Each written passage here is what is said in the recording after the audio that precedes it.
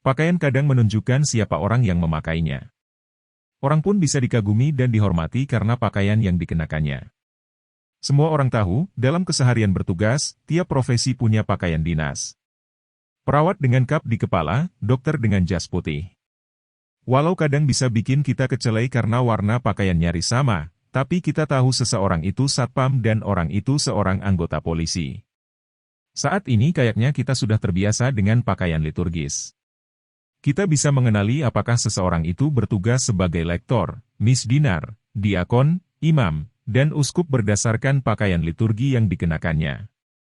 Dalam kitab suci, kita bisa temukan gambaran seputar pakaian. Di puncak Gunung Tabor, pakaian Yesus menjadi berkilauan. Di bawah salib di puncak Golgota, pakaian Yesus diundi. Di makam pada hari Minggu Paskah, ada sosok yang berpakaian jubah putih. Dan masih banyak lagi. Itu semua memberi gambaran bahwa di zaman Yesus, pakaian pun membuat orang yang memakainya dikenal secara khusus. Kisah tentang seorang perempuan yang sakit pendarahan setidaknya memberi penegasan khusus. Ketika Yesus kembali dari seberang danau dengan perahu, orang banyak datang berbondong-bondong mengerumuninya. Selain ingin mendengarkan pengajarannya, juga meminta Yesus menyembuhkan orang sakit. Di antara kerumunan itu, ada seorang perempuan yang menderita sakit pendarahan. Semacam haid yang berkepanjangan dan tak teratur. Kondisi itu membuatnya dianggap najis dan dapat menajiskan orang lain. Perempuan tadi datang mendekat kepada Yesus. Kendati ada orang yang begitu banyak, tapi ternyata ia bisa mengenali Yesus, sosok pribadi yang pasti telah didengarnya punya kuasa istimewa dapat menyembuhkan dan menghidupkan. Rupanya ia mengenali Yesus dari jubah yang dikenakannya.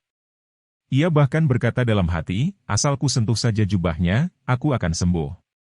Jubah, sisi Yesus yang dikenalinya itulah yang disentuhnya. Memang reaksi Yesus lantaran tahu bahwa ada yang menjamahnya, membuat takut dan gemetar si perempuan. Tapi kekuatan dahsyat yang keluar dari dirinya dan perkataannya yang menyusul, hai anakku, imanmu telah menyelamatkan engkau, sungguh luar biasa. Tapi menarik diamati. Peristiwa mengenali dan menyentuh jubah itulah yang membuat Yesus bereaksi dan mulai berbicara, siapa menyentuh jubahku? Dan, tak hanya itu. Ada kekuatan yang keluar dari diri Yesus yang mengubah keadaan perempuan malang itu.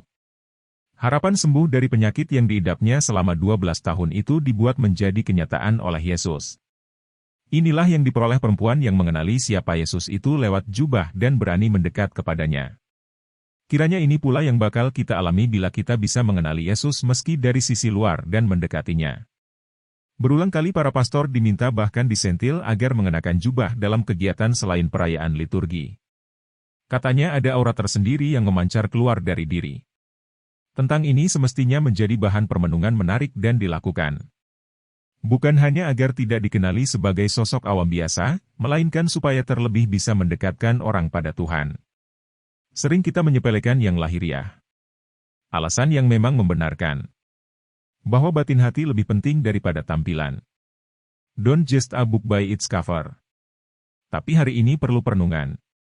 Tuhan pun mendorong manusia untuk mendekati dan mendekatkan diri padanya lewat hal lahiriah. Kita mengenali dia lewat tanda-tanda lahiriah dan mendatangi mendekatkan diri padanya.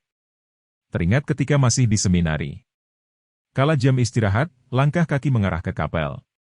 Berlutut sejenak di depan tabernakel. Hati terasa adem.